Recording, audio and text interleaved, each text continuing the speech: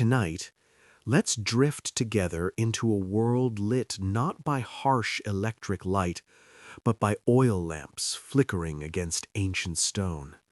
A world where sandals scuffed across marble floors, where scholars murmured to themselves in hallways scented with papyrus and dust, and where, for a brief moment in human history, nearly all the world's knowledge gathered in one place.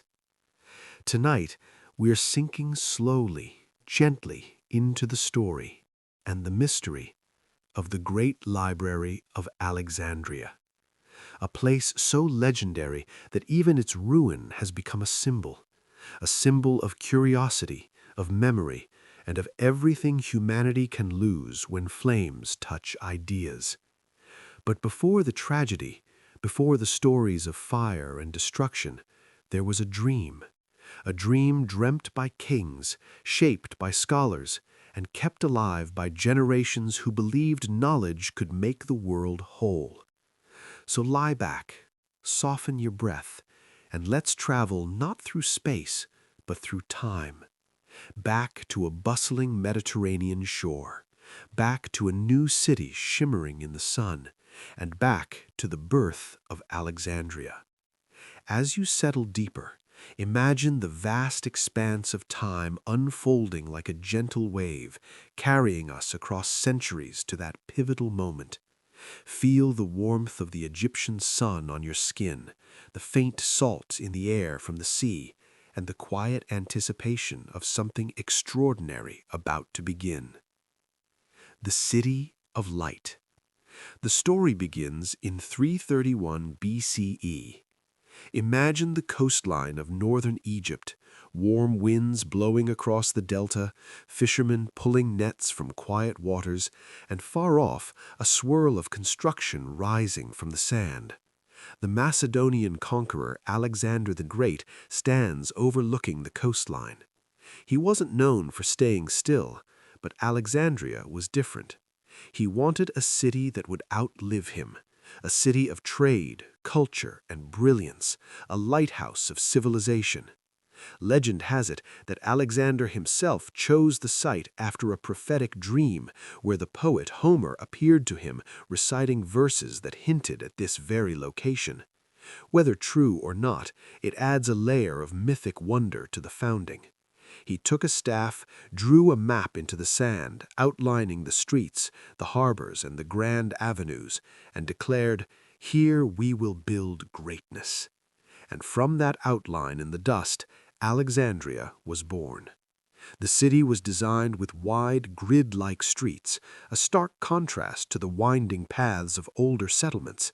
It featured two massive harbors protected by the island of Pharos, which would later host one of the seven wonders of the ancient world, the towering lighthouse of Alexandria, guiding ships safely into port with its eternal flame. After Alexander's untimely death in 323 BCE, his vast empire fractured, and his general Ptolemy I Soter claimed Egypt. Ptolemy was not merely a warrior, he was a thinker, a strategist, who understood the power of intellect as much as the sword. He saw Alexandria not just as a military outpost, but a beacon that could draw the world's brightest minds. Under his rule, the city flourished, becoming a melting pot of Greek, Egyptian, Persian, and Jewish cultures. Temples rose alongside theaters, markets buzzed with merchants from distant lands, and the air was filled with the babble of languages, Greek, Aramaic, Coptic, and more. Ptolemy decided that for Alexandria to truly shine, it needed more than wealth or power. It needed knowledge. Not just local knowledge, not just Greek knowledge, but knowledge from everywhere. And so the idea formed. A place where every book, every idea, every scroll, every story from every culture would be collected, copied, studied, translated, and preserved. This vision was revolutionary. In an era where knowledge was often hoarded by priests or kings, Ptolemy dreamed of democratizing it, at least among the elite scholars. He established the Museion, or Shrine of the Muses, a research institute dedicated to the 9 Greek goddesses of arts and sciences. The library was an integral part of this Museion, serving as its intellectual heart, a place that would become the Great Library of Alexandria. As we linger here, picture the early days, workers hauling massive stones from quarries, architects sketching plans under palm shades, and Ptolemy himself overseeing the progress, his eyes alight with ambition. The city grew rapidly, its population swelling to over 500,000, making it one of the largest in the ancient world. A king's obsession with knowledge. To understand how enormous this dream really was, picture the ancient world. Ships crossing the Mediterranean carried spices, grain, wine, and ideas. Every harbor was a crossroads of languages and philosophies, Greek debates on democracy mingling with Egyptian myths of the afterlife, Persian astronomy blending with Indian mathematics. Ptolemy wanted all of it. Under his rule, and of that of his successors like Ptolemy II Philadelphus, Alexandria began gathering scrolls with a hunger that bordered on obsession. It was said that every ship entering the city's harbor was searched from bow to stern. If scrolls were found on board, the scribes of Alexandria took them to be copied. The originals were often kept in the library, while the copies were returned to the owners. This policy, though controversial, was enforced rigorously. Agents were even sent abroad to purchase or borrow texts from foreign libraries and private collections. Merchants grumbled, but the library grew. Ptolemy II, in particular, expanded the collection aggressively. He invited scholars from across the known world, offering royal stipends, free lodging, and access to unparalleled resources. Letters were dispatched to kings and philosophers requesting copies of their works. One famous tale recounts how Ptolemy borrowed the official Athenian copies of Euripides, Sophocles, and Aeschylus's plays, providing a massive deposit as security, only to forfeit the deposit and keep the originals, sending back meticulously crafted copies instead. Soon scholars from Athens, from Babylon, from Persia, from India, from far-off regions we barely understand today, all traveled to Alexandria. They came for patronage, for resources, and for the sprawling collection that grew larger every season. The Ptolemies spared no expense. They even acquired the personal library of Aristotle, which formed a foundational core of the collection. Imagine walking down one of those long halls, shelves towering above you, lined with pigeonholes holding rolled papyrus scrolls, each tagged with identifying labels. The faint scent of cedar oils used to preserve the scrolls mingled with the aroma of incense from nearby altars. Whispering scholars debating the nature of stars, or the shape of the earth, or the mathematics behind music. The library employed a staff of scribes, translators, and catalogers who worked tirelessly translating works from Hebrew, Sanskrit, and other languages into Greek, the lingua franca of scholarship. The library was not quiet. It was alive, bustling, breathing, a city within a city.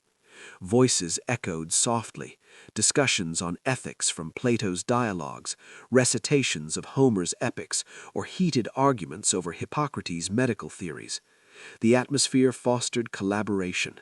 Scholars from diverse backgrounds shared insights, leading to breakthroughs that might never have occurred in isolation. What was inside? Because the library was eventually destroyed, we don't know everything that lived on its shelves, but we know enough to understand the magnitude. The works stored there were staggering. Mathematics, astronomy, poetry, engineering, medicine, geography, zoology, botany, philosophy, drama, every subject the ancient world had ever touched. Estimates suggest the library held between 400,000 to 700,000 scrolls at its peak, equivalent to tens of thousands of modern books. These included Aristotle's complete works, the histories of Herodotus and Manetho, an Egyptian priest who chronicled pharaonic dynasties, epic poems from Mesopotamia, and even Buddhist texts from India. Some of the greatest minds in history spent their lives between these walls.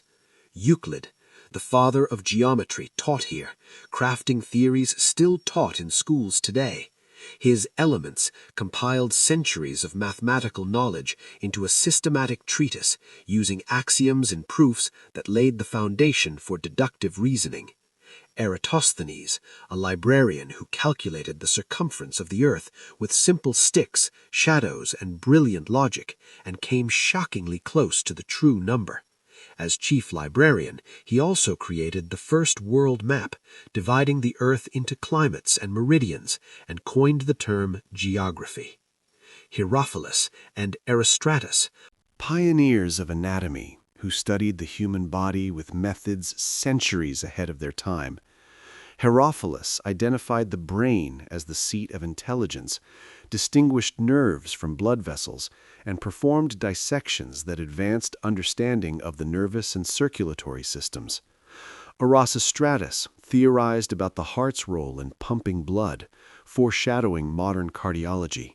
Callimachus, the first known cataloger of a great library, a man who organized hundreds of thousands of scrolls into a system that inspired cataloging for generations. His Pinnaces, a 120-volume bibliography, classified works by author, subject, and genre, making the vast collection navigable. Archimedes frequently visited the scholars of Alexandria, sharing ideas that would later shape engineering and physics. Though based in Syracuse, his correspondence and visits influenced hydrostatics and mechanics, with legends of his eureka moment born from problems pondered in Alexandrian circles. Other luminaries. Don't forget Aristarchus of Samos, who proposed a heliocentric model of the solar system centuries before Copernicus, or Hypatia, the later philosopher and mathematician who taught in the library's waning days, symbolizing the blend of pagan wisdom and emerging sciences. Then there was Ctesibius, the inventor of water clocks and hydraulic organs, and hero of Alexandria, whose steam-powered devices hinted at early automation, and countless others, names forgotten, but whose ideas echoed through time. Women scholars, too, though rarer, contributed, figures like Aglanice, an astronomer known for predicting eclipses. This was not just a building, it was a universe of thought, a repository of everything humanity knew, and many things it might have known, but that we've now lost forever. Lost treatises on alchemy, forgotten star charts, unpublished poems by Sappho, whispers of what could have been. A sanctuary of thinkers. The library was more than scrolls and shelves. It was a sanctuary, a gentle, comfortable world designed to let curiosity grow without interruption. Scholars lived there in dormitories attached to the Museum. They ate together in communal dining halls where meals of bread, olives, fish, and wine fueled late-night discussions. They worked in gardens surrounded by fountains, debating the nature of memory or the motion of planets or how languages evolve. Some rooms were dedicated to copying texts, with teams of scribes using reed pens and ink made from soot and gum. Others were for teaching, where apprentices learned under masters. There were lecture halls with tiered seating, dining rooms adorned with mosaics depicting the muses, archives stacked floor to ceiling, and courtyards where philosophers wandered like dreamers lost inside their own thoughts. The pacing of life was slow, though the minds inside were fast. Days began with sunrise rituals, perhaps a nod to the Egyptian gods or Greek deities, then flowed into study sessions. Afternoons might involve experiments in attached laboratories, dissecting animals, observing stars through primitive instruments, or testing mechanical devices. You can almost picture it, a scholar sitting at a wooden desk near a window overlooking the harbor, an afternoon breeze passing through the curtains, carrying the scent of blooming jasmine from the gardens, the soft scratch of reed pens on papyrus, the faint sound of waves against the shore mingled with the calls of seabirds. A world built for calmness and deep thinking. A world made for people who loved questions. It was a heartbeat of curiosity, and at its center was a mythic vision. If you gather the world's knowledge in one place, you can understand everything. This ideal extended beyond academia. The library influenced the city's culture, inspiring theaters where plays from its collections were performed, and markets where ideas were traded as freely as goods. The second library. Many people don't know that the Great Library wasn't just one building. As its collection grew, it expanded into another magnificent structure, the Serapeum, a temple dedicated to the god Serapis, a syncretic deity blending Greek Zeus and Egyptian Osiris. This second library became a sister archive filled with philosophy, religion, and scientific texts, possibly housing duplicates or overflow from the main collection. The Serapeum stood tall on a hill, with grand statues of gods and scholars lining its approach, marble steps leading to vast halls, and a long colonnaded courtyard where pilgrims and thinkers mingled. It was both a religious center, hosting rituals and festivals, and a scholarly one, blending the spiritual and the intellectual into a single sacred space. Underground chambers may have stored rare texts, adding to its aura of mystery. This expansion showed just how enormous the knowledge project had become. By some ancient accounts, the combined libraries held up to 700,000 scrolls. Even if the number is exaggerated, modern scholars estimate around 400,000. The truth remains. The library was the largest and most ambitious collection of human knowledge the world had ever seen. It symbolized the Ptolemaic dynasty's commitment to Hellenism while embracing multiculturalism, with texts in multiple languages reflecting the empire's vast reach. What was lost? This is where the story turns soft and a little sad, because when people talk about the Library of Alexandria, they talk about its loss. And yes, there was loss, great loss. But what's important to know is that the fall of the library wasn't one single event. It wasn't one night of fire or a single conqueror. It was a slow unspooling, a fading candle, a long process of damage, rebuilding, neglect, and more damage, like watching a star slowly go dark. The first blow. One of the earliest recorded losses came during the Roman civil battles around 48 BCE, when Julius Caesar's forces, besieged in the royal palace, set fire to enemy ships in the harbor to prevent reinforcements. Some ancient accounts, like those from Plutarch and Dio Cassius, claim the fire spread to nearby warehouses or docks holding scrolls, possibly destroying tens of thousands. Was it the entire library? Probably not, just a portion, maybe 40,000 scrolls intended for export. Mark Antony later gifted Cleopatra 200,000 scrolls from Pergamum to replenish the losses, showing resilience. The second blow. Centuries later, under Roman emperors like Aurelian in the 270s CE, during the suppression of a revolt by Queen Zenobia of Palmyra, parts of the city, including the Bruchium district where the main library stood, were ravaged.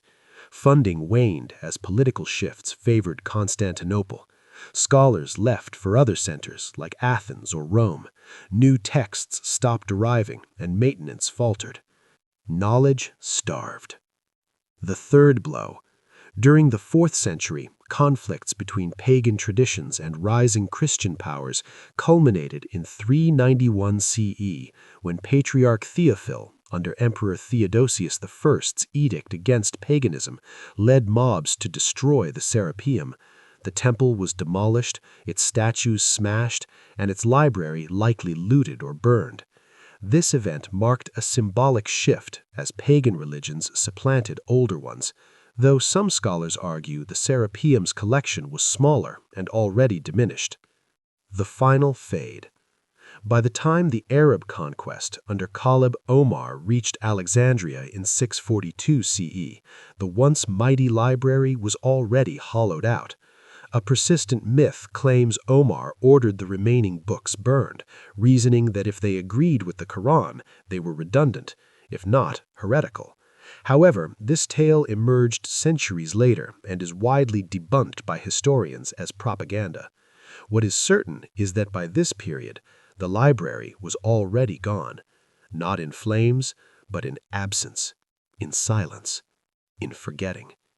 Wars, earthquakes, floods, and simple decay contributed over time. The Pharos lighthouse collapsed in the 14th century, but the library's spirit had long faded. And yet, maybe not entirely, because while the walls turned to dust, the ideas within them did not. Some escaped, some traveled, some lived on through copies carried to other lands, to Baghdad's House of Wisdom, Constantinople's libraries, or monastic scriptoria in Europe. Much of what we know about astronomy, Ptolemy's Algemest, mathematics, Euclid's Elements, medicine, Galen's works influenced by Alexandrian anatomy, and philosophy came through the hands of scholars in Alexandria, copied, translated, preserved. Arabic scholars like al-Khwarizmi and Ibn Sina drew from these, bridging antiquity to the Renaissance. Even in loss, the library planted seeds across the world. And here lies the mystery. What else did it contain? What works are we missing? What discoveries might have been on those shelves, discoveries that could have changed the world? Could there have been early theories of evolution from Anaxander's ideas?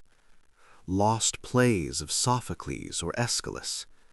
Unknown maps of the ancient world, perhaps charting lost continents? Medical techniques far ahead of their time, like detailed surgical guides? Astronomical observations predicting eclipses with pinpoint accuracy? We'll never know for certain.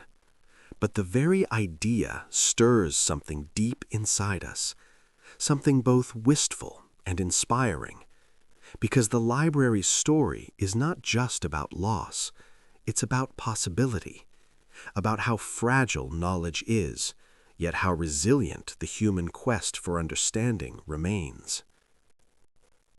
The legends.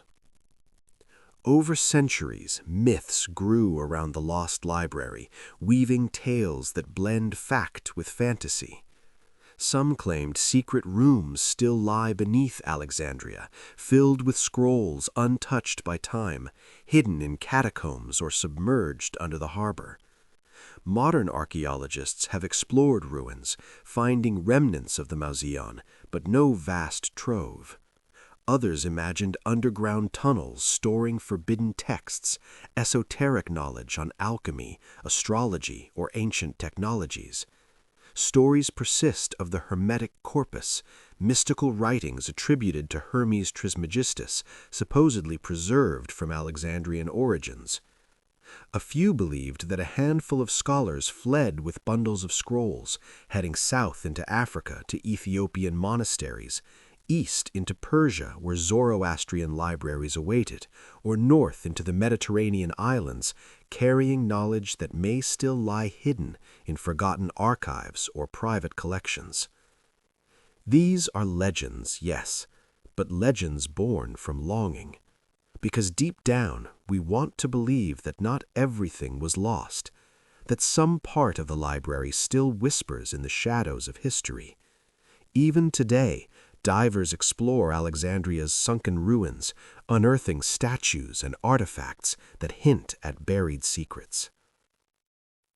The light that remained. Even though the library is gone, its impact lives everywhere. When you read a map tracing lines drawn from Eratosthenes' calculations, when you solve a geometric problem echoing Euclid's proofs, when you hear the word astronomy, physics, biology, poetry, or museum a term derived from the Mauseon itself. You are touching ideas shaped, refined, or preserved in Alexandria. Knowledge travels in ways we can't always see.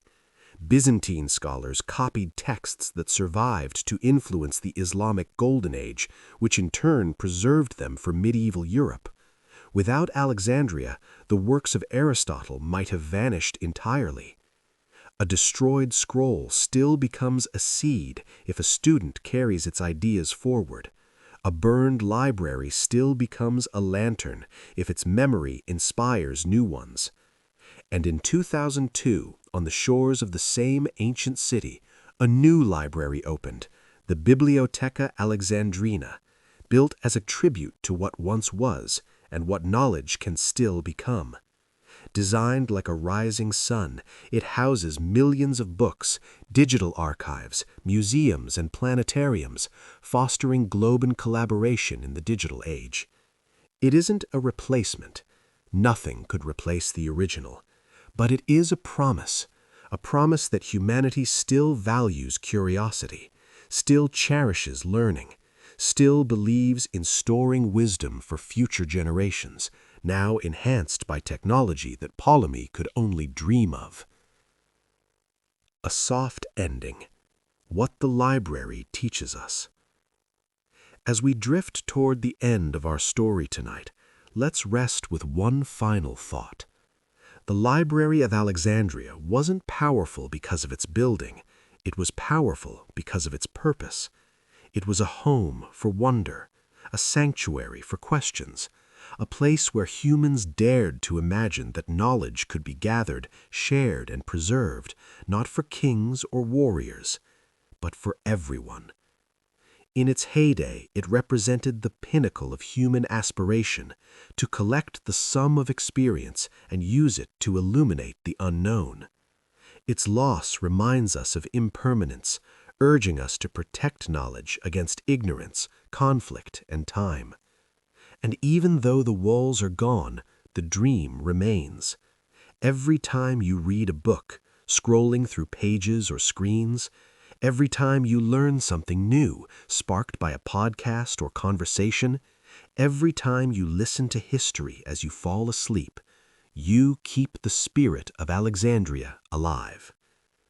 So let your breath soften, let your mind loosen, let the last echoes of that ancient library guide you gently toward rest. A world of knowledge once gathered in one place, and tonight it gathers softly in your imagination. Good night, and sleep well.